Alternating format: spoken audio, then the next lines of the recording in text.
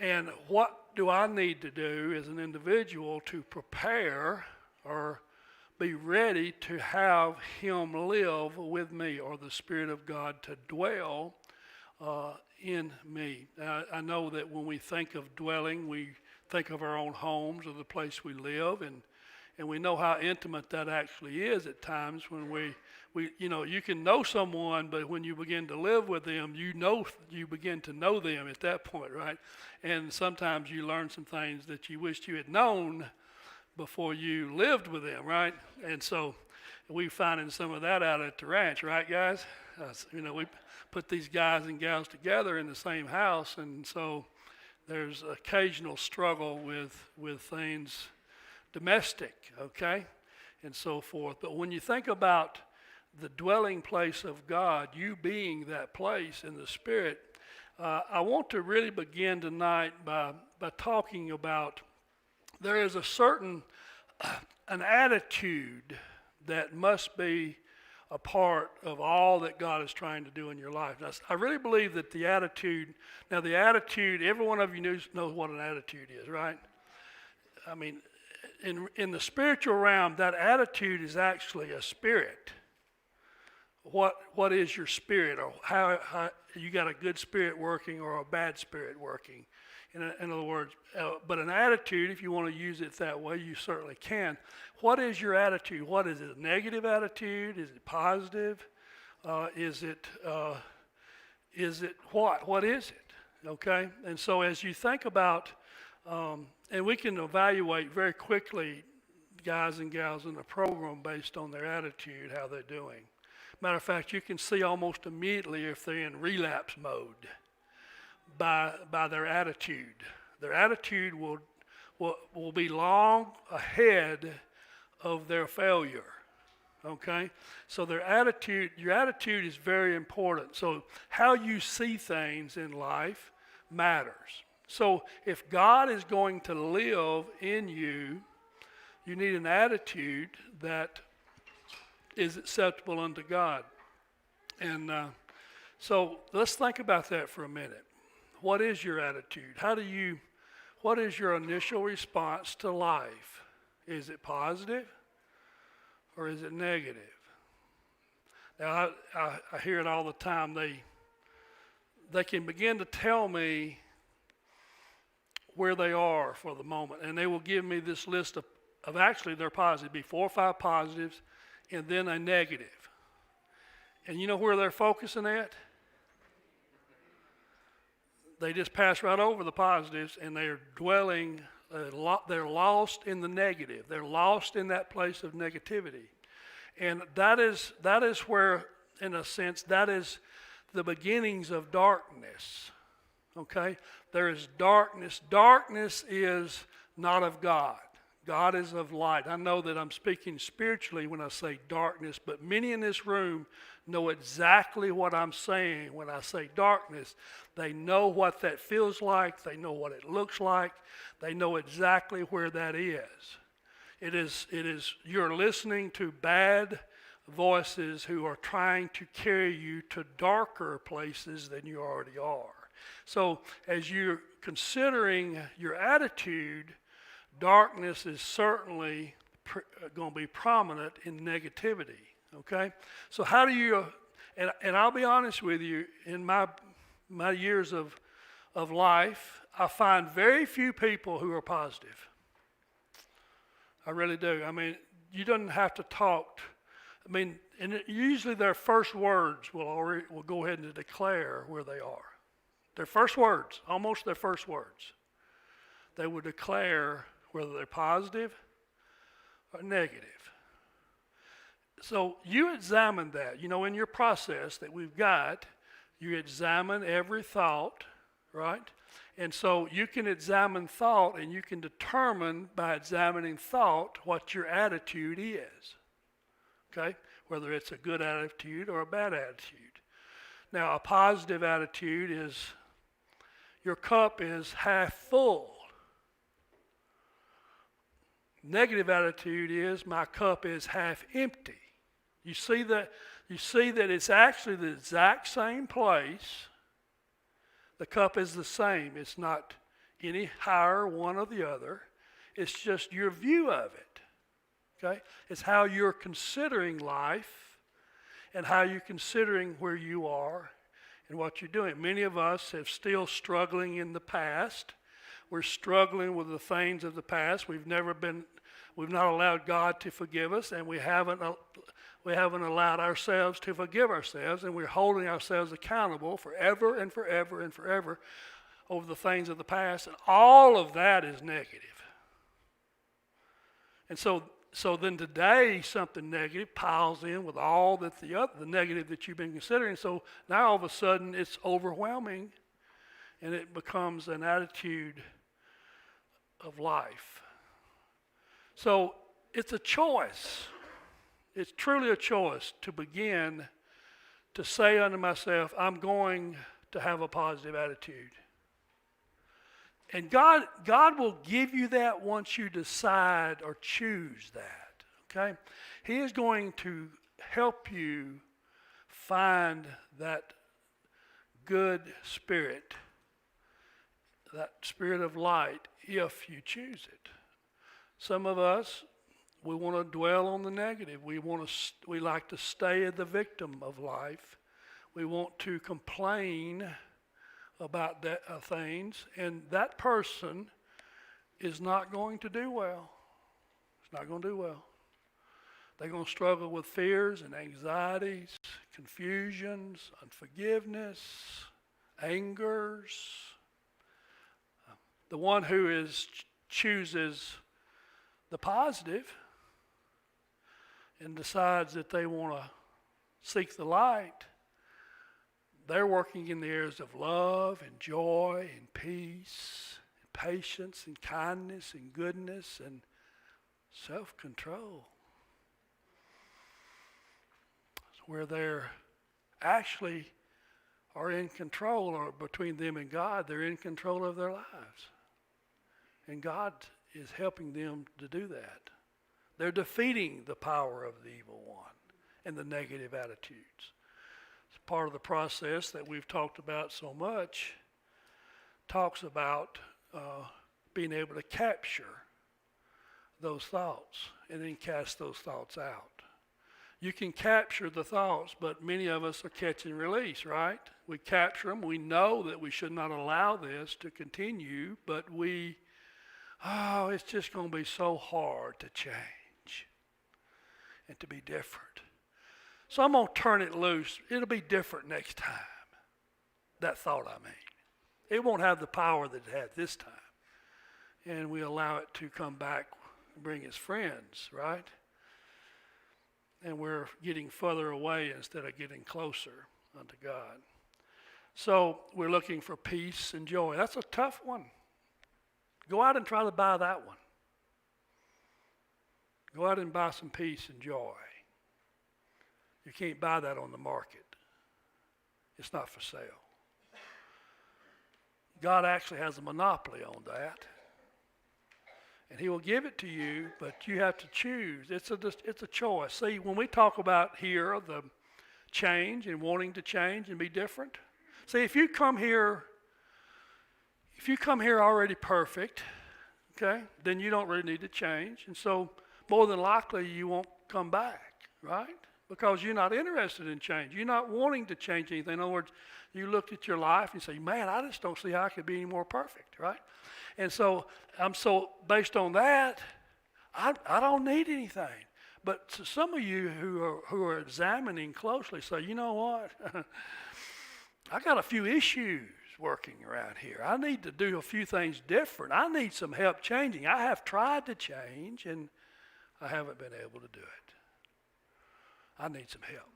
And that's where Jesus comes in. He wants to help you get to that place. And it begins with an attitude, okay?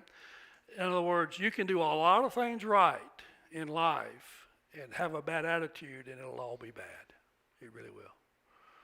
So if you do have a good attitude, you can do a lot of things bad and still be all right. So God can give you that and help you to have that in life. And so that dwelling place that God is wanting to build in you begins with an attitude like, I'm sure glad you're here. Instead of saying, oh boy, God's in the front room. I'm going to have to do different around here. It's going to be bad. See, I mean, it's all in your perception of things. He's looking for a dwelling place in your house. He wants to be in your heart. He wants to help you to get to the place that you want to get to. I truly believe it's the same place. It's just that God goes at it a little different than you would. Okay, your ways and God's ways are different. Begin with a good attitude. You make your discipline yourself and say unto myself, you know what, I'm going to wake up and tomorrow is going to be a good day. Okay? And you hit your finger with a hammer instead of the nail, and you say, oh, it's a good day. Hear what I'm saying? That's what you got to do. All right? All right. Okay, if y'all want to, come on up. And any questions while they're getting ready?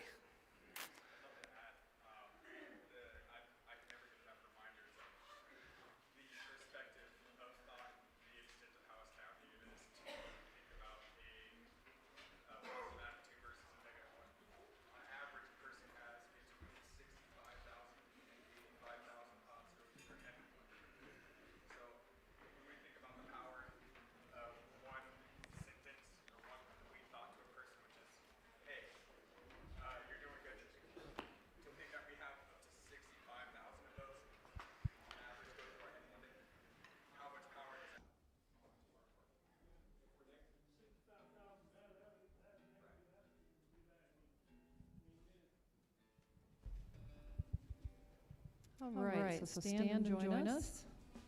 If you need to sit in the midst of it, feel free. But here's an interesting fact for you. Just this releases endorphins. So raise your arms and praise God.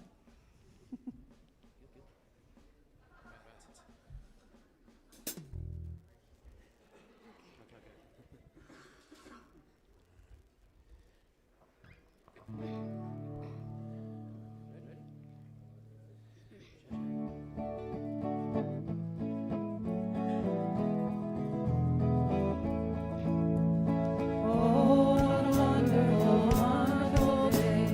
Day I will never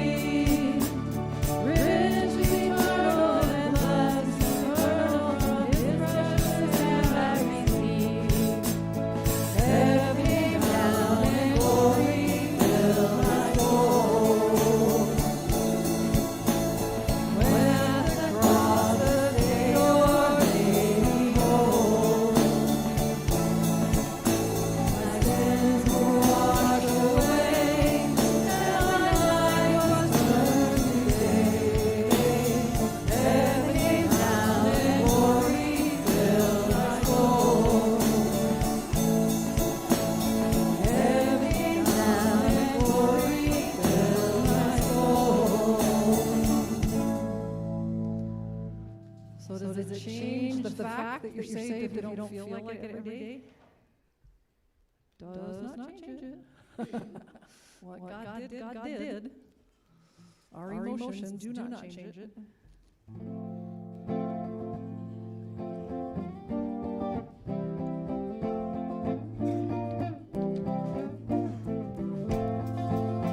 The Lord is holy and just, by His power we trust in His love.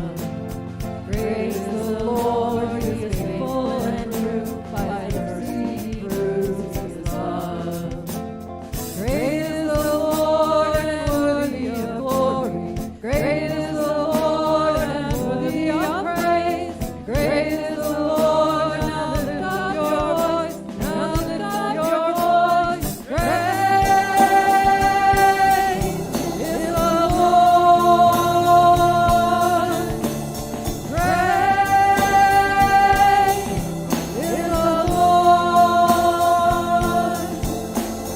Praise the Lord, He is holy and just, by His power we trust in His love.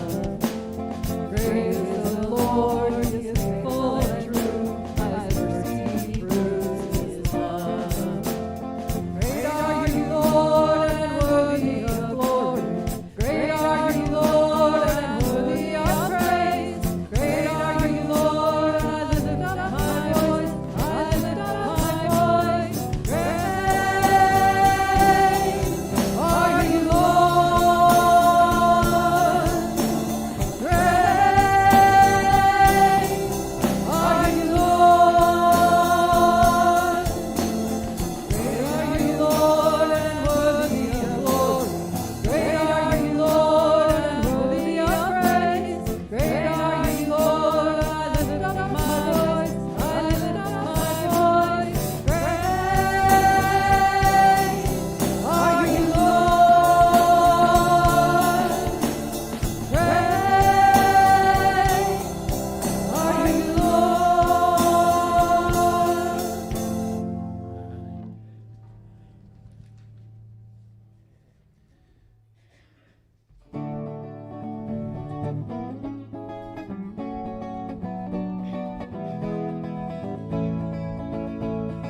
We bring sacrifice of praise into the house of the Lord. We bring sacrifice of praise into the house of the Lord. And we offer unto you the sacrifices of thanksgiving. And we offer unto you the sacrifices of joy. We bring sacrifice of praise into the house of the Lord. We bring sacrifice of praise into the house of the Lord. And we offer unto you the sacrifices of thanksgiving. And we offer unto you the sacrifices of joy. And we offer unto you the sacrifices of joy.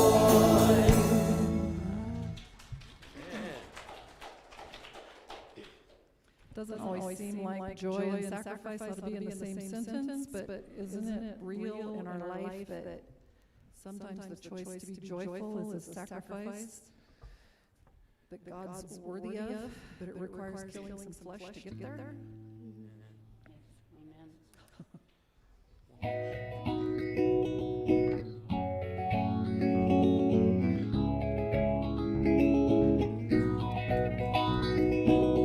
Over the powers of darkness, over the prince of the air, above the kingdoms of evil, Jesus reigns.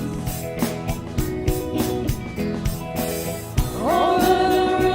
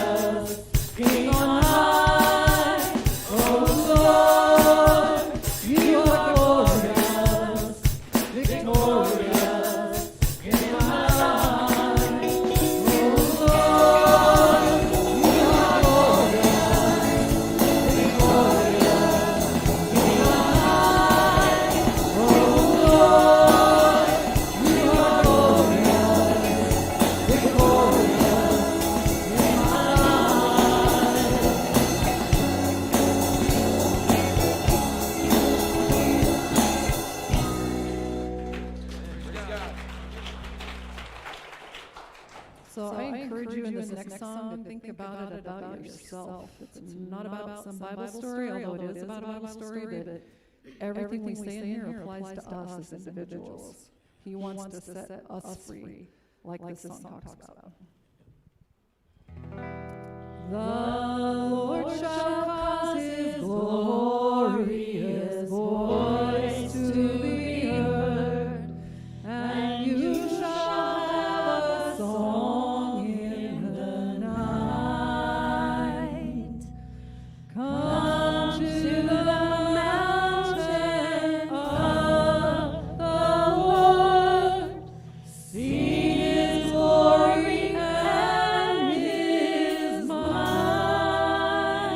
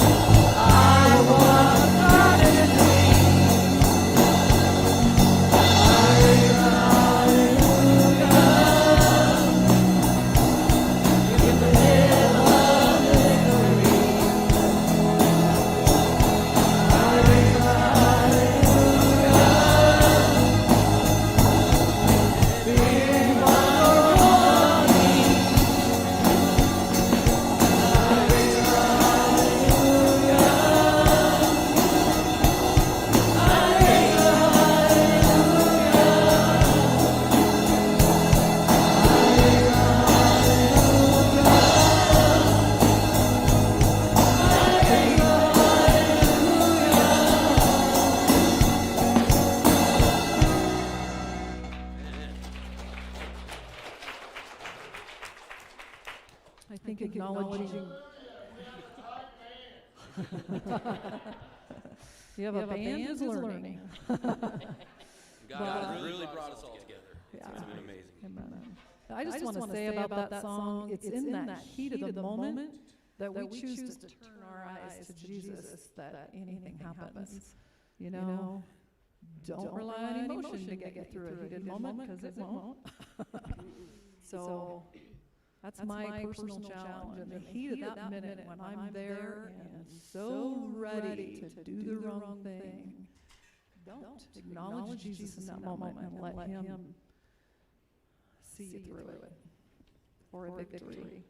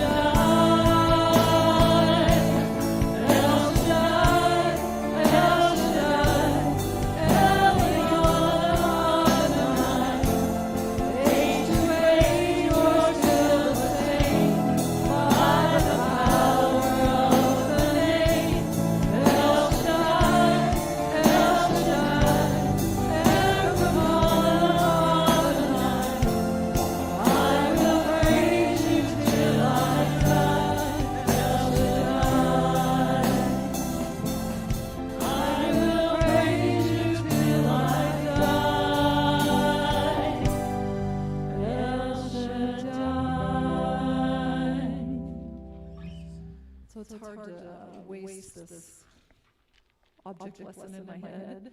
I moved closer to Wanda because her and I have sang together for like 5 years now. And so when I don't know a song really well, I need her in my ear.